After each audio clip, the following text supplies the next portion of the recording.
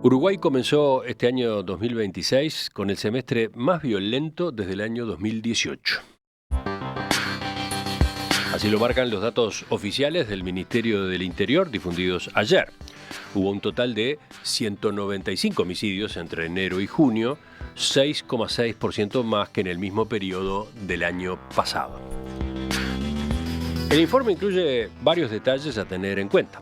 El aumento de los asesinatos fue especialmente fuerte entre abril y junio.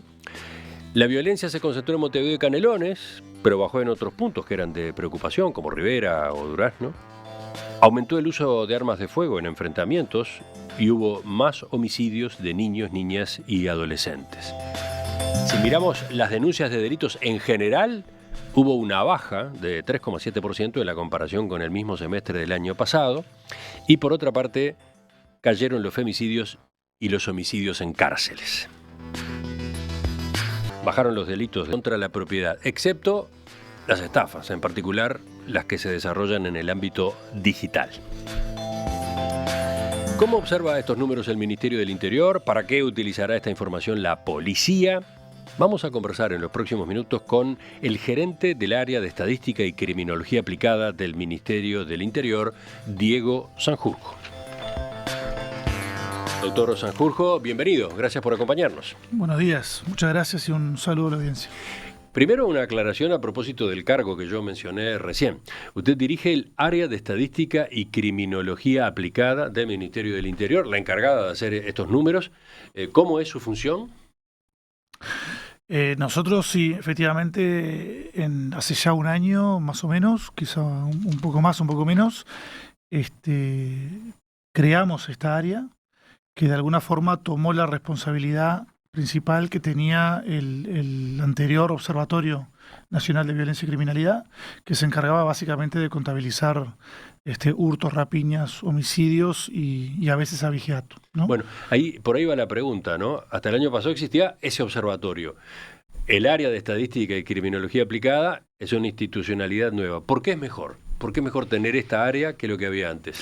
Bueno, en realidad el cambio de nombre viene porque esta área tiene, además de esas responsabilidades, una segunda división, que es la división de investigación y evaluación, en donde lo que se busca es hacer investigación criminológica y evaluar políticas públicas, ¿no? Por eso en el último año, desde que se creó el área, hemos publicado, yo creo que ya estamos por el 5º informe técnico. Hemos tenido informes técnicos sobre estafas, informes técnicos sobre un diagnóstico de toda la criminalidad en el país. Alimentamos con nuestros investigadores el diagnóstico del Plan Nacional de Seguridad Pública, es decir, que le sumamos toda una nueva dimensión de trabajo a lo que hacía el observatorio y por eso el cambio de nombre, ¿no? Pero a su vez, en lo que hace específicamente a la labor estadística, pasamos de trabajar básicamente con 4 indicadores básicos a trabajar casi con una veintena, ¿no? Y eso fue A ver, ¿puede explicar esto mejor? Y nada, es decir, históricamente en Uruguay se hablaba únicamente sobre homicidios, rapiñas y hurtos. Luego en algún momento se empezó a hablar de abigeatos. Esto hace 6 años más o menos, ¿no? Bueno, a nivel internacional esa batería de indicadores es de otro siglo, por decirlo así, ¿no? Es decir, los países de la región, si uno le pregunta a un peruano cuál es el delito que más sufre, te va a hablar de la extorsión, ¿no? En Ecuador te van a hablar del secuestro. Entonces, hablar simplemente de hurtos y rapiñas ya no va, básicamente. Entonces, en AECA tuvimos que hacer un trabajo tremendo y formidable, además, muy bien hecho, para, en menos de un año, multiplicar nuestra carga de trabajo casi por 4 o 5, en el sentido de que hoy medimos una veintena de indicadores que se publican generalmente en el anuario, de forma anual, ¿no? Es decir, en este boletín semestral que presentamos ayer, hay me parece que una quincena, pero hay otros 5 que nosotros difundimos anualmente, ¿no? Y eso implica un trabajo brutal que básicamente complejiza mucho el diagnóstico, lo hace mucho más difícil de evaluar, decir, bueno, estamos mejor o estamos peor, y bueno, depende de qué peso uno le ponga a cada indicador, ¿no? Pero da para un diagnóstico, un análisis mucho más complejo, mucho más rico, y por tanto también esperamos a políticas mucho más complejas y mucho más focalizadas en aquellos desafíos que existen. Para completar esta introducción, el grueso de los datos surge de denuncias, ¿está bien? El grueso de los datos surge de denuncias y del sistema de gestión de seguridad pública, que es un sistema que se alimenta en base a denuncias y a homicidios a nivel nacional, pero nosotros también tenemos en estos indicadores colaboración con otras instituciones. Ujú. Por ejemplo, con la Dirección Nacional de Políticas de Género, que crea su propio indicador, por ejemplo, con el INR, ¿no? Entonces, hacemos también un trabajo para que el diagnóstico que nosotros realizamos no venga puramente de la policía, sino que también venga de otras instituciones que tienen que ver con la seguridad pública. Está claro que el capítulo homicidios queda afuera. Allí no se trabaja en base a denuncias, ¿Mm? se trabaja en base a hechos. Sí. Ahora, en la otra parte, la que depende de denuncias, ¿cómo tienen en cuenta el hecho de que no todos los delitos se denuncian, ¿no? Según el Instituto Nacional de Estadística, en el informe Victimización 2025, las denuncias formales de robos y estafas se realizan en el 32% de los hechos ocurridos. O sea, hay un 70% de hechos que no se denuncian. Sí, primero decir que las encuestas de victimización que realiza el INE también fueron el resultado de un proceso que comenzó en AECA. Es decir, nosotros pusimos en marcha y colaboramos hasta el día de hoy con el INE para que ellos hagan de forma independiente encuestas de victimización que nos permitan a nosotros compararnos y tener una herramienta alternativa a la nuestra, ¿no? Entonces, de ninguna forma es una competencia para nosotros, sino que es algo que hemos creado juntos y de lo que además estamos muy, muy orgullosos. Yo sé que para el escucha que no está familiarizado con temas de seguridad criminológicos, la idea de que la mayoría de las denuncias, por ejemplo, de hurtos, no se hagan, ¿no? Es un motivo de alarma. Pero en realidad es como funciona a nivel internacional. Es decir, si estuviéramos en Alemania, en Noruega, también la mayoría de los hurtos no se denuncian y eso no implica que los registros que llevamos nosotros igual sean fiables. ¿Por qué? Porque partimos de la base de que cuando aumenta el delito, si bien la mayoría de las personas que sufren los hurtos no las denuncian, siempre va a haber un porcentaje que sí lo va a hacer. Entonces, cuando suben nuestros registros o cuando bajan, se puede considerar que reflejan el fenómeno global. Eso dice la evidencia, eso dice En general, la experiencia internacional. Sí, entre otras cosas, la que lo dice también son nuestras encuestas de victimización del INE, porque para eso pusimos la herramienta, para controlarnos. Entonces, hasta ahora hemos tenido ya resultados de 3 ediciones de las encuestas de victimización del INE y cada vez que estas bajan o suben, nuestros registros también bajan o suben en concordancia. Eso es lo que buscamos, ¿no? Entonces, justamente esas encuestas que usted menciona controlan y fortalecen y complementan nuestros propios registros. Enseguida ya nos metemos con el informe que se difundió ayer. Seguimos, estamos con el doctor Diego Sanjurjo, que es gerente de AECA. Hay que registrar esa sigla, AECA, Área de Estadística y Criminología Aplicada del Ministerio del Interior, que ayer difundió el informe correspondiente al primer semestre. Vamos a los números y empecemos por el lado homicidios, que es lo que más conversación ha generado. En el primer semestre hubo 195 homicidios, 12 más que en el mismo periodo del año anterior, y eso implicó 6,6% de aumento. Ahora vamos a hilar un poco más fino, pero a ver, de estos dos números así, ¿qué dice usted en primer lugar? Bueno, yo creo que el diagnóstico en base a tantos indicadores distintos, como dijimos antes, ¿no? Complejiza un poco sacar un análisis de blanco y negro de si esto es bueno o es malo. Tenemos 2 indicadores que han aumentado y que tienen un peso particular para la ciudadanía y también para el sistema político, que son los homicidios y los heridos por arma de fuego, ¿no? Esos 2 indicadores que son particularmente importantes son aquellos que aumentaron en este primer semestre, aumentaron levemente, pero aumentaron frente a una mayoría de indicadores que siguen a la baja, ¿no? Entonces, hay buenas noticias y hay malas noticias, por así decirlo. En lo que hace a los homicidios, sí, efectivamente tenemos 12 homicidios más que el primer semestre del año anterior. Llegamos, es decir, en este primer semestre contabilizamos 195 homicidios. Si bien es un aumento del 6,6% con relación al año anterior, no hay que olvidar que, por ejemplo, en 2023 tuvimos 191. Ahí está la gráfica en pantalla. Claro, tuvimos 4 homicidios más el primer semestre de este año que en el primer semestre de 2023, por ejemplo, ¿no? Entonces, ¿por qué digo esto? Porque más allá de que es un aumento, es un aumento leve, pero es un aumento del 6,6%, yo creo que hay que leerlo también en clave histórica como parte de una estabilidad, Una estabilidad. una relativa estabilidad que se mantiene desde el 2019, más o menos, ¿no? Tuvimos el pico en 2018, que fueron de 224 homicidios. Fue un pico muy grande, un salto muy grande desde 2017 a 2018, enorme en realidad. En 2019 empiezan a bajar los homicidios y desde 2019 hasta la fecha tenemos básicamente el mismo número, con excepción del tiempo de pandemia, ¿no? Que ahí sí hubo una baja que luego se revirtió. Eh, pero más o menos estamos siempre por los 180, 190 homicidios, ¿no?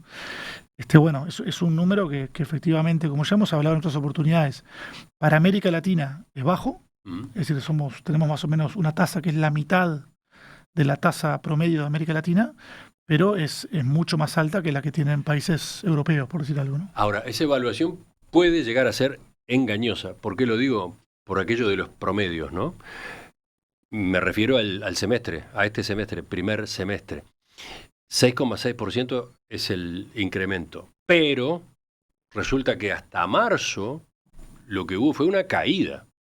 Enero, febrero, marzo, ese primer trimestre mostró una caída de los homicidios. Y en cambio, el segundo trimestre tuvo una suba, y una suba muy fuerte. ¿De qué orden?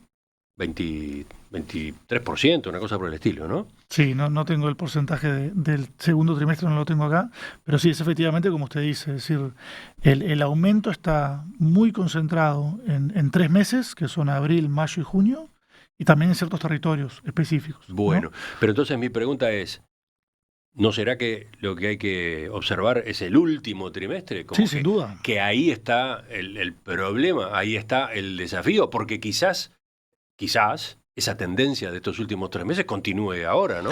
Sin duda que lo que está analizando hoy la policía, la Dirección de Hechos Complejos, la Dirección de Homicidios, es, bueno, qué está pasando en ciertos territorios, básicamente desde abril. Sí, o sea, el año pasado fue un año donde bajaron los homicidios. El último trimestre del año 2025 fue muy positivo. El primer trimestre de este año fue muy positivo también. Pero sin embargo, a partir de abril y sobre todo el mes de mayo, fue un mes en el que hubo realmente muchos homicidios, ¿no? ¿Ustedes bueno, tienen una interpretación por qué aumentan los homicidios y sobre todo por qué aumentaron de manera tan especial en este segundo trimestre? A ver, yo creo que lo que se puede interpretar, pero de vuelta, para esto hay unidades especializadas de la policía, ¿verdad? Sobre todo en aquellos territorios donde se ven los aumentos, es que el año pasado fue un año particular en el sentido de que hubo un cambio de autoridades, ¿no? Con una impronta que naturalmente tiene que cambiar un poco. En el tercer trimestre del año pasado se implementaron algunas estrategias particulares en aquellos barrios de la capital que estaban más complicados, también en ciertos departamentos como Durazno, como Rivera, que venían con un aumento de los homicidios en los últimos años. Creo que esas estrategias fueron exitosas, o eso es lo que nos dicen los números, porque de vuelta el final del año pasado y los primeros 3 meses de este año muestran una reducción considerable de los homicidios en Durazno, en Rivera, en los barrios que estaban más complejos en su momento de la capital, pero a partir de abril, en otros barrios aledaños y en Canelones en particular, aumentan los tiroteos y aumentan también los homicidios, ¿no? Entonces, de alguna forma, capaz que cierto grado de delincuencia se movió a otros territorios, ¿no? Y ahora lo que asumo que tiene que suceder, entiendo que debe suceder, es que la policía adapte o acople su estrategia a los nuevos desafíos, ¿no? Evidentemente. Pero el corrimiento, ¿no era algo previsible? ¿No suele darse? A veces sí, a veces no. Sí, es decir, la gran dificultad de la seguridad pública, y esto creo que generalmente la población y el sistema político lo subestima, la gran dificultad que tiene la seguridad pública con relación al resto de áreas de política pública es que cuando vos implementás una estrategia, el problema cambia, ¿no? Cambia para evadirla. ¿No? Si yo hago una escuela en un barrio, lo que voy a lograr es que todos los chicos de ese barrio vayan a esa escuela. Acá es al revés. Acá es como que todos los chicos justamente se fueran para otro lado.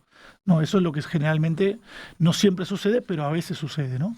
También hay que ser consciente de que es como usted dice, el aumento se da en abril, digamos que en mayo y junio se consolida. Entonces va muy poco tiempo también como para que ya haya una respuesta y un análisis consolidado de lo que está pasando. ¿No? Ojalá que cuando termine este año podamos hablar de una estrategia que logró enfrentar esta nueva arista del desafío y tengamos una baja al final del año de los homicidios. Veía una nota de la diaria de hoy que traduce en nombres de barrios las seccionales policiales, que son las que están incluidas en el informe, ¿no? Y entonces dice que en el caso de Montevideo, que es el departamento que registra la mayor parte de los homicidios del total nacional, los barrios donde hubo mayor cantidad son los de la seccional 18, que abarca Villa García, El Monarca y Punta de Rieles, entre otros, que pasó de 9 en el primer semestre de 2025 a 20 en el mismo periodo de este año. También hubo un aumento en la seccional 16, que pasó de 4 a 12 homicidios. ¿A qué corresponde la 16? A la zona de Flor de Maroñas.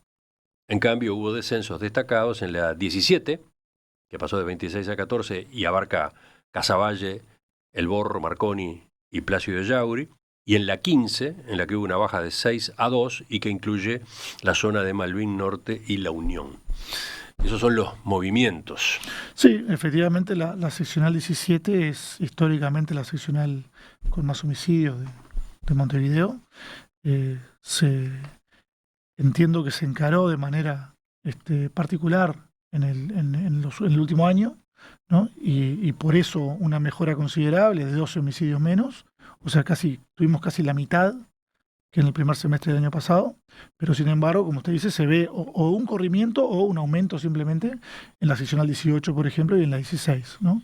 Y algo parecido tenemos si lo vemos a nivel de departamentos, a nivel nacional, una baja muy significativa en Rivera y Durazno, que eran dos departamentos que venían muy complicados en los últimos años. En Rivera tuvimos un solo homicidio este primer semestre frente a 6 o 7 en el anterior, pero sin embargo un aumento en Canelones, ¿no? Entonces, la hipótesis del corrimiento está, por ahora, hasta donde yo sé, es solamente una hipótesis, pero es una hipótesis en la que está analizando las unidades específicas de la policía. ¿Y el factor común, el factor crítico, es el crimen organizado? Sí, yo diría que más bien el mercado ilegal de drogas, ¿no? Nosotros hablamos, lo correcto es hablar de mercado ilegal de drogas para también hacer consciente a la población y en la comunicación que muchas veces son simplemente usuarios, ¿no? Usuarios con un consumo problemático de drogas que no son parte de ninguna banda, pero que terminan siendo asesinados porque le deben dinero a alguien o porque, no sé, le faltaban el respeto a alguna persona, ¿no?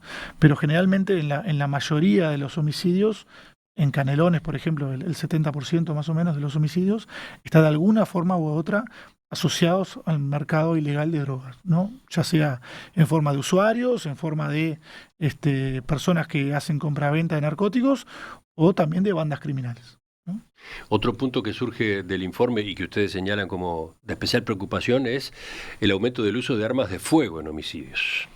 Comparado con el año pasado, 10% más de uso de estas armas en asesinatos. Y también subieron los heridos, 7,4% más.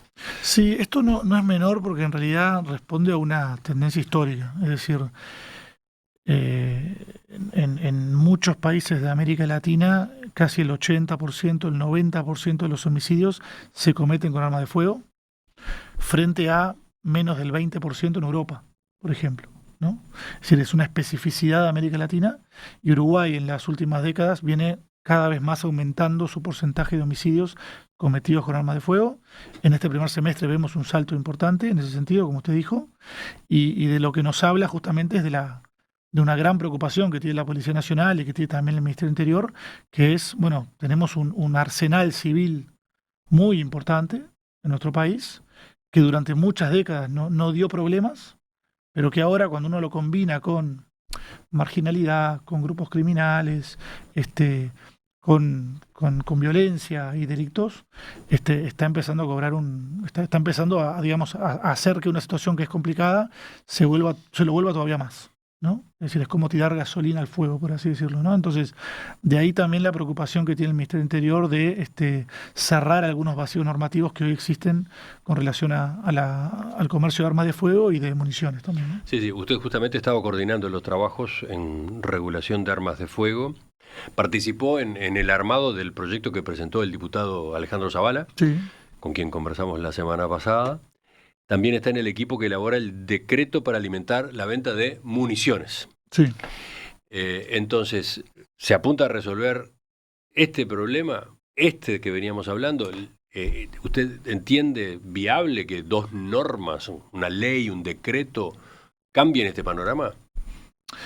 Sí, no quiero decir que es una solución mágica porque no existe la solución mágica, pero en seguridad lo que hay que hacer es tomar todas aquellas medidas que estén sobre la mesa para poder encarar un problema que es muy complejo, ¿no? La realidad es que hoy tenemos ciertos vacíos en lo que hace al control de armas y municiones, que en parte se regula por ley o por decreto, que dan demasiadas oportunidades para que el mercado legal de armas y municiones alimente el mercado ilegal, ¿no? Y eso lo tenemos que mejorar.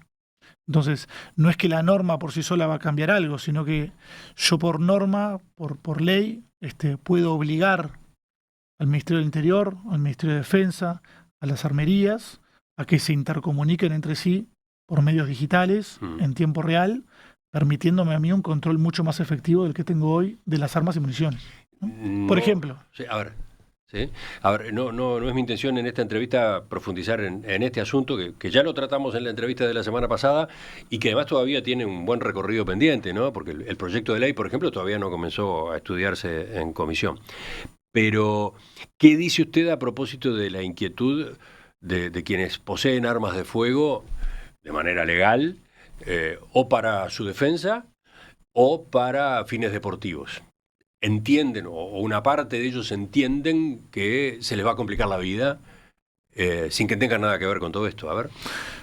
Sí, yo personalmente me reuní con decenas de ellos, de representantes de diferentes asociaciones en los últimos meses.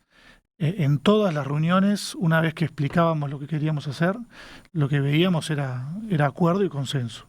Es decir, no tuve a nadie que se opusiera a prácticamente ninguna de las medidas, porque entre otras cosas, ninguna de ellas le va a complicar la vida a ningún usuario. Al revés, yo aspiro a que le haga la vida mucho más fácil, en el sentido de que todos los trámites que hoy tienen que hacer para poder comprar armas, para poder comprar municiones, para poder renovar los permisos, se van a digitalizar, lo cual en principio, en teoría, yo espero que les facilite muchísimo la vida a ellos, ¿no? El problema es que hoy nuestro Estado funciona de una forma que no coordina, no se comunica entre sí, y cuando se comunica entre sí lo hace a través de papeles impresos, de tablas de Excel, que no permiten sistematizar la información, no permiten que la policía pueda tener datos que le permitan prevenir, disuadir correctamente a aquellas personas que explotan las normas y que explotan el sistema para traficar armas y municiones, ¿no? Eso es lo que queremos hacer. Yo creo, honestamente, como les expliqué a todos los representantes, que su vida se va a facilitar mucho. Pero bueno. ¿Qué trámite está siguiendo el decreto, la elaboración del decreto sobre municiones? Es un decreto que va bastante más allá de las municiones, pero entre otras cosas, por primera vez encara la regulación de municiones. O sea, en Uruguay, esto es una excepción a nivel internacional, Uruguay no tiene ninguna regulación sobre municiones. Es decir, usted puede ir de una armería a otra vaciando todo el stock y prácticamente no hay ningún control real por parte del Estado, no porque no lo hagan las armerías hacen todo bien. El problema es que la forma en la que nos llega la información la hace imposible de manejar, ¿no? Entonces, el decreto ahora mismo está siendo conversado con el Ministerio de Defensa, que tiene mucho que ver también en estos artículos, y bueno, esperamos que en breve poder tener una resolución al respecto. Y para terminar esta parte, medidas como la de utilizar blindados militares en zonas de alta violencia, ¿se vinculan de alguna forma con estos datos que hemos estado examinando en estos momentos? Bueno, sí, en parte sí, porque en Montevideo, como todos sabemos, y en otras zonas del país, tenemos algunas áreas en las cuales es particularmente peligroso para la policía estar estacionada sin resguardo, ¿verdad? Entonces, para salvaguardar la vida de nuestros funcionarios, creo que corresponde tener vehículos blindados. Y en este caso tenemos varios vehículos blindados que todavía no han llegado, que han sido comprados pero todavía no han llegado, o que están ahora mismo en reparación. Y por tanto, lo que yo entiendo, esto no tiene nada que ver con mi trabajo diario, ¿no? Aviso. Pero por lo que entiendo, la idea es que recursos materiales que tiene el Estado y que no están siendo utilizados se pongan en el terreno para ayudar a la policía. Enseguida retomamos la entrevista con Diego Sanjurjo, gerente del área de Estadística y Criminología Aplicada del Ministerio del Interior. En el primer semestre de este año, los homicidios mostraron un crecimiento de 6,6% con respecto del mismo periodo de 2025. Ese es el dato que más ha llamado la atención del informe que difundió ayer el Ministerio del Interior. Pero es un informe amplio, completo. Estamos explorando su contenido, sus detalles. Para eso nos acompaña Diego Sanjurjo, politólogo con posgrado en Políticas Públicas y Seguridad Ciudadana, que es el gerente del área de Estadística y Criminología Aplicada del Ministerio del Interior. Sigamos recorriendo el informe Sanjurjo. Un indicador que aumentó en el primer semestre en comparación con el mismo periodo del año pasado es la tasa de homicidios de niños. 33% fue la suba, de 6 a 8 casos. Pero ustedes puntualizaron, hay que manejar con cautela estos números en particular. ¿Por qué? Sí, a ver, porque estamos hablando evidentemente de muy pocos casos, ¿no? Estamos hablando de haber pasado de 6 a 8, ¿no? Eso evidentemente supone un aumento del 33%, pero me parece que lo más correcto es señalar siempre que estamos hablando de 2 casos más, ¿no? Y también si vemos la serie, vemos que en realidad es un número que no, por decir algo, ¿no? En 2020 fueron 13, por decir algo, ¿no? En lo que hace a los homicidios, ya cuando los agregamos por las poblaciones de riesgo, tenemos un diagnóstico variopinto, porque por ejemplo los homicidios en centros carcelarios también se redujeron bastante, un 30%, en este bajaron caso, o sea, de 3 10 casos menos. A 7, de 10 a 7. Exacto. Y los homicidios de mujeres por violencia basada en género pasaron de 12 a 10, ¿no? También una cierta mejora, pero como ponemos en el informe, estamos hablando de números muy pequeños y por tanto, bueno, hay que ser consciente de cuántos casos son a la hora de hablar de porcentajes, ¿no? En términos generales lo que tenemos es una reducción en la mayoría de los indicadores, ¿no? Cuando hablamos de la categoría, por ejemplo, de violencia basada en género o violencia sexual, tenemos que prácticamente todos los indicadores bajaron. Cuando hablamos de delitos contra la propiedad, estamos hablando de rapiñas, hurtos, vehículos hurtados, abigeatos y daños, todos esos delitos también muestran una reducción.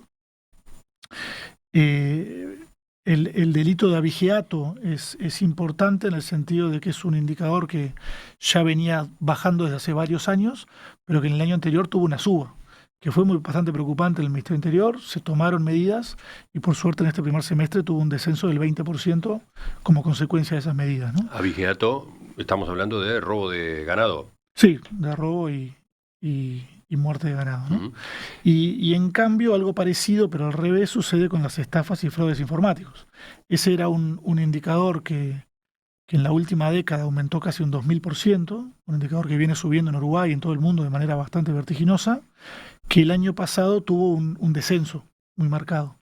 Y nosotros desde AECA advertimos que ese descenso seguramente no era real, sino que se debía a un cambio normativo que había habido un año antes y que hace que la forma de denunciarlo cambie un poco.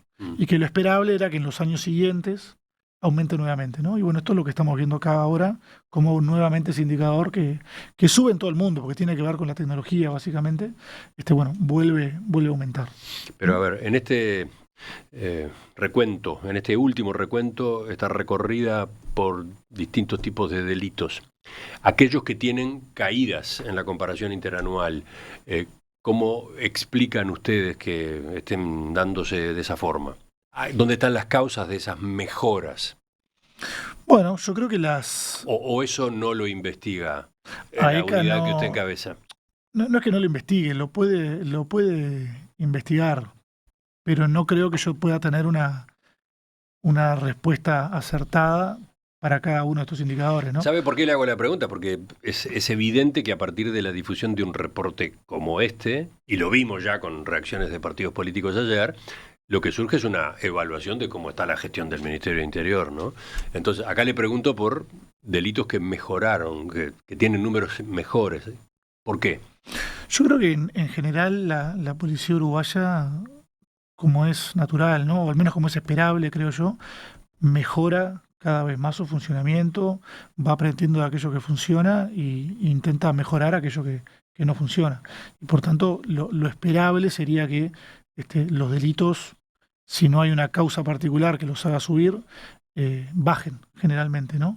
Digo esto porque, A ver, esa afirmación también debe llamarle la atención al oyente. Lo escucho, a ver, amplíela. porque cuando hablamos del aumento histórico que ha habido de homicidios en Uruguay, en realidad los homicidios que han aumentado históricamente en Uruguay son los de hombres jóvenes en Montevideo que están de alguna forma u otra asociados al mercado de drogas, ¿no? Entonces, la causa de ese aumento, ¿cuál es? Que hay una mayor demanda de drogas. Esa es la causa. Y por eso es tan difícil para la policía, para cualquier ministro, enfrentar ese desafío, porque en realidad tiene una causa que es que la demanda de drogas a nivel local y a nivel internacional no para de aumentar, ¿no? No es lo mismo cuando hablamos de otros delitos.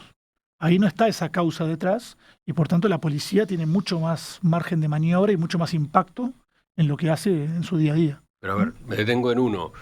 Homicidios en centros carcelarios.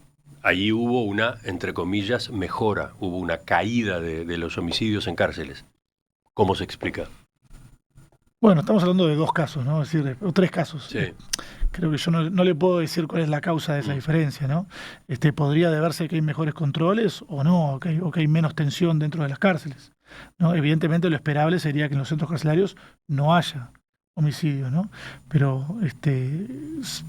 podría ser perfectamente que los controles que se hacen en el INR estén funcionando, que la tensión, las frustraciones que tiene la población penitenciaria se estén manejando mejor, o no, o podría haber que simplemente no haya ciertos conflictos.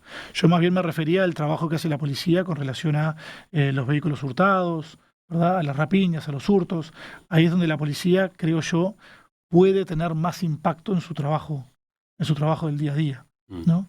Y creo que eso también es lo que los muestran los números, de cómo pasan los años y por suerte en los últimos, ya desde 2019 en adelante, estamos viendo mejoras prácticamente cada semestre.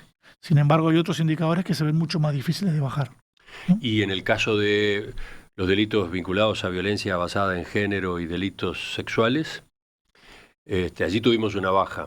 Y una mejora especialmente pronunciada se da en homicidios de mujeres por violencia basada en género, una caída de 16,7%. Acá estamos hablando de una temática delicada, una temática que ha dado pie a movilizaciones, reclamos de organizaciones feministas. Muchas veces justamente lo que está de por medio es la denuncia de problemas en la respuesta y el encare, tanto desde el sistema judicial como desde la policía. Entonces, acá, ¿cómo se explica que este número dé como da? Yo repito un poco lo que dije al principio y lo que también anotamos en el informe con mucha claridad, ¿no? Estamos hablando de números muy pequeños, Bueno, ¿no? Entonces, decir que pasamos de 12 a 10, por supuesto que nos alegramos, pero es difícil decir que ese descenso se deba a algo en particular, ¿no? Por supuesto que tenemos una Dirección Nacional de Política de Género que trabaja y trabaja mucho y trabaja cada vez más, hace cada vez más esfuerzos en diferentes áreas para que esto suceda, pero yo no sabría decirle cuál es la medida que tiene como efecto que bajen 2 homicidios en ese caso, ¿no? Yo creo que cuando los números son más altos y la reducción o el aumento es más notorio, es más fácil encontrar una causa, ¿no? Por eso me hacía referencia al abigeato, donde vemos un descenso del 20% y que donde el ministro el año pasado puso el foco porque veía que era un problema que estaba aumentando, ¿no? Se hicieron cambios de estrategia. ¿A qué tipo de cambio de estrategia alude en este caso? ¿Cómo Y fue? bueno, en este caso, en aquellos departamentos, en aquellas zonas de campo donde se estaba viendo un aumento de de los casos se incrementó básicamente el patrullaje, la disuasión, los recursos materiales y humanos que tenía la policía, y me parece que es más fácil, por lo menos desde mi punto de vista, señalar, bueno, esto seguramente sea la causa de este descenso. Lo es más difícil cuando estamos hablando simplemente de 2 o 3 casos de diferencia, ¿no? Pero lo que yo, digamos, rescataría es que la mayoría de los indicadores que medimos están a la baja. Creo que eso es positivo, y creo que las unidades policiales, los funcionarios policiales, los jerarcas policiales que trabajan para reducir esos indicadores tienen que analizarlo como algo positivo y ver cómo pueden reforzar lo que están haciendo, mientras que aquellos indicadores que han aumentado en este último semestre, evidentemente, como ya han hecho, tienen que hacer sonar la alarma, y aquellas unidades jerarcas que tienen responsabilidad en esa materia, y bueno, tienen que analizar la situación y replantearse quizá la estrategia que están llevando adelante. Enseguida completamos la entrevista con el doctor Diego Sanjurjo.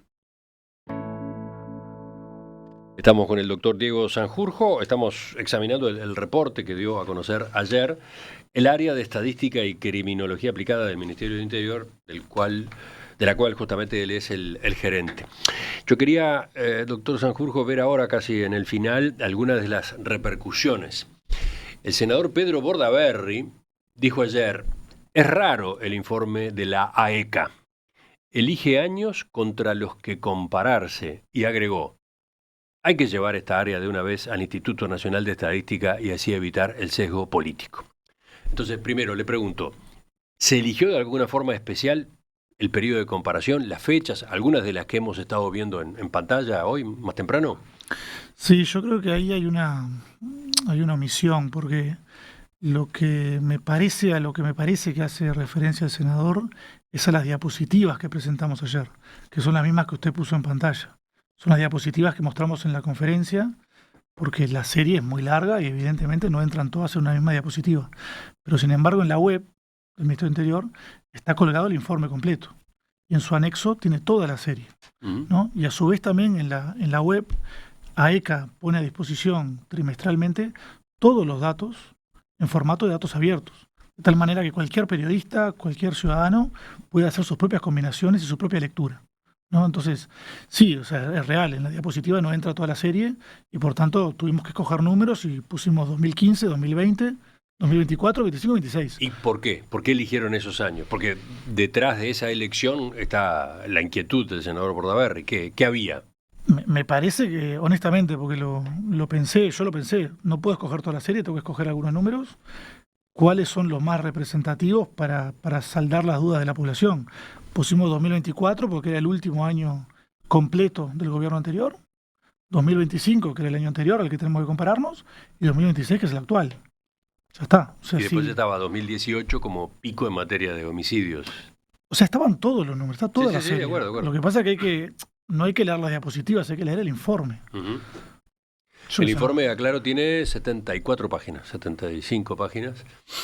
Lo vamos a poner junto con esta entrevista en nuestra web. Sí, o sea, yo lo único que puedo decir a esa crítica es que en el informe está toda la serie, y que de vuelta en la página web están todos los datos de todos los años en formato de datos abiertos, es decir, cumplimos con todos los estándares internacionales. Eso es algo que AECA trajo a la mesa porque no existía antes, y creo que cualquier ciudadano, político, periodista, que quiera averiguar un año cuántos homicidios hubo, lo puede hacer. Tiene que dedicarle un poco de tiempo. Pero supongo que lo que el senador Bordaberry tiene en cuenta es que ustedes hacen una comunicación. Ustedes eligen hacer una comunicación a partir de los números.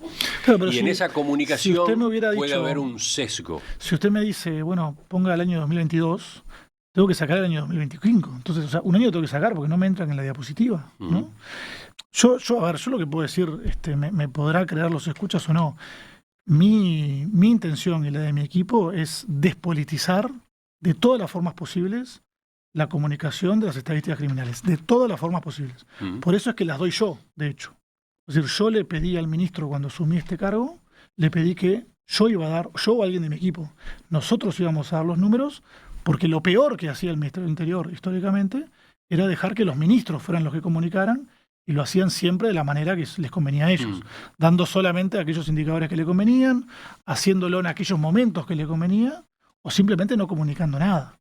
Entonces, parte del compromiso cuando reformamos esta área y reformamos el observatorio fue, vamos a poner un cronograma, cada 3 meses se dan los datos de todos estos indicadores, sean buenos o sean malos, y los da el equipo de estadística de la forma que hay que darlos. Están todos los datos disponibles para todos los indicadores en la web. Entendidas las explicaciones, de todos modos, el senador Bordaberry insiste en una solución más, no sé cómo llamarla, más limpia, menos sospechable. Pasar estas estadísticas, al Instituto Nacional de Estadística, algo que estaba en las bases programáticas del Frente Amplio, además, en la última campaña electoral, página 52, voy a leerlo acá, comillas, en lo respectivo a las estadísticas, el Observatorio de Criminalidad que lleva adelante el Ministerio del Interior pasará a depender del Instituto Nacional de Estadística a efectos de lograr generar informes objetivos y fehacientes. ¿Usted sabe por qué no se fue por ese camino? Sí, le digo más. Creo que la primera persona que propuso esa medida fui yo. Aclaremos, usted no es frente amplista, ahora hablaremos de eso, pero entonces... Es decir, en la mesa interpartidaria que tuvimos en el año 2021, me parece, creo que fuimos Andrés Ojeda, Gustavo Leal y yo mismo que propusimos esa medida. ¿Por qué? Porque el observatorio en aquel momento no estaba a la altura de lo que se piensa hoy que tiene que ser una unidad estadística de un Ministerio del Interior. Y por lo que le digo, por todas estas razones que le digo antes, ¿no? Ahora, una vez que tuvimos que poner en marcha esa estrategia, que incluía esa medida, justamente era una de las medidas que incluía, nos reunimos con los técnicos del observatorio, nos reunimos con los técnicos del INE, y rápidamente quedó claro que no era viable, técnicamente no era viable. ¿Por qué? Porque los datos, la gran mayoría de los indicadores que utilizamos, yo diría que 15 de los 20, vienen justamente de la policía del Ministerio del Interior. Entonces lo que estaríamos haciendo sería utilizar al INE para dar los datos del Ministerio del Interior. Pero los datos son del Ministerio del Interior en realidad. O sea, el INE simplemente estaría repitiendo algo que le dice el Ministerio del Interior. ¿Eso a qué llevaría probablemente? A que las críticas fueran últimamente al INE. Y que el INE, que es uno de los pocos institutos que tenemos que nadie cuestiona, termine siendo un lugar donde van las críticas y donde se dice que se han politizado los números, ¿no? Porque el INE no tiene ningún margen para cambiar estos números, como tampoco lo tengo yo. Yo tampoco tengo margen para cambiar estos números. El INE tampoco los tendría, porque no serían suyos, son de la policía. Entonces, lo único que cambiaría sería que los da el INE y seguramente, eventualmente, aparecerían políticos de la oposición, sea la que sea, criticando al INE por dar números maquillados. Y ahí perderíamos no solamente la confianza del Ministerio del Interior, sino también al INE. Entonces, para proteger al INE, el mismo director del INE nos dijo, esto es una mala idea, lo mires por donde lo mires, no avancemos por acá. Y por eso no se hizo. Mi intención original era hacerlo, como le dije. Yo lo puse sobre la mesa. Para terminar, recordemos, usted pertenece al Partido Colorado y en el gobierno anterior, el gobierno de la coalición republicana, fue coordinador de estrategias de seguridad integral y preventivas. Sí. Una de las medidas de esa estrategia era esta, pasar la estadística del Ministerio del Interior al INE. Por razones técnicas, como le digo, en el gobierno anterior se tomó la decisión en conjunto con el INE de que era una muy mala idea. ¿Por qué recordaba esto? Porque yo estaba citando recién declaraciones que hizo en el día de ayer el senador Bordaberry. Y no es el primer cruce que termina teniendo Bordaberry con usted con Bordaberry. Desde esa fuerza política, de algún modo, está arriba de la mesa con frecuencia la crítica por su trabajo para este gobierno. El hecho de que usted haya quedado en una responsabilidad importante del Ministerio del Interior al cambiar y al instalarse un gobierno de Frente Amplio. ¿Cómo está llevando esta situación usted? Bueno, evidentemente no es placentero, ¿no? Evidentemente. No me gusta. Intento explicar lo que hago de la mejor manera posible y realmente todo el foco de mi trabajo, y lo sabe el ministro Negro, está generalmente en encontrar soluciones que sean lo menos políticas posibles. Es decir, cuando yo también soy responsable de AECA, y soy responsable también de esta estrategia de control de armas, ¿no? La razón por la que me hago cargo también del diseño de esa estrategia es porque es un área que está muy politizada, muy ideologizada y que ha llevado a los últimos gobiernos a ir todo para un lado y luego todo para el otro, ¿no? Y el problema nunca se resuelve. Entonces, lo que buscamos acá, lo que yo busco personalmente, es tener un área de estadística que sea acorde a los estándares internacionales, que busque apoyar al Ministerio y a las autoridades policiales y ministeriales de la forma menos política posible y a su vez tener medidas de control de armas que simplemente estén basadas en evidencia, que sean de sentido común, que ayuden a los usuarios y que ayuden a la policía a combatir el delito, ¿no? Entonces, pero de esa manera queda muy expuesto. Sí. ¿Usted ha concurrido a intercambiar con las autoridades del Partido Colorado? ¿Cómo han sido esas reuniones? Muy buenas, porque de vuelta, tanto cuando he hablado de estadística como cuando he hablado de control de armas, expliqué las razones que están detrás de las acciones que estoy tomando, expliqué las demandas y necesidades que tiene la policía. Yo me considero un servidor público, tengo que ayudar a la ciudadanía, pero también a la policía.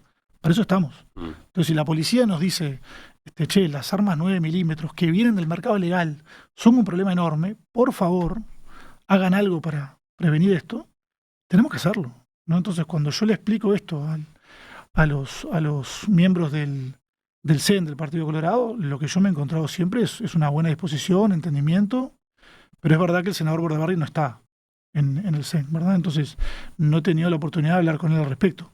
¿Por qué no se reúnen? Y bueno, quizás hay que hacerlo, no sé, yo le envío el informe, se lo envié, ahí están todos los datos. No sé, realmente no me interesa mucho entrar en esa dinámica. Mi pregunta apunta a saber si usted va a seguir en este cargo, si está cómodo. Es un cargo complejo, pero esta tensión que se da con dirigentes de su partido, ¿de qué manera va a incidir en su futuro? Esa es mi pregunta. Y bueno, no lo sé. Yo como una vez tuvimos una entrevista aquí con usted, yo entiendo que el país tiene que estar por encima de lo político partidario. Tiene que estar. Entonces yo no entro en cuestiones políticas del Ministerio del Interior, no tomo las decisiones, me estoy encargando de hacer de la manera más objetiva posible las estadísticas. Y todas las decisiones que tomamos tienen una causa técnica, todas, ¿no? Incluso qué años escogemos, todas. Ya está, estoy haciendo lo mejor que puedo y quiero creer, o sé, mejor dicho, que la mayoría de los integrantes del Partido Colorado, porque me lo comunican, me apoyan. La mayoría me apoya. Los que no, bueno, no sé, intentaré convencerlos. Doctor Diego Sanjurjo, gerente del área de Estadística y Criminología Aplicada del Ministerio del Interior, le agradezco que nos haya visitado esta mañana. Muchas gracias a usted y un saludo a la audiencia.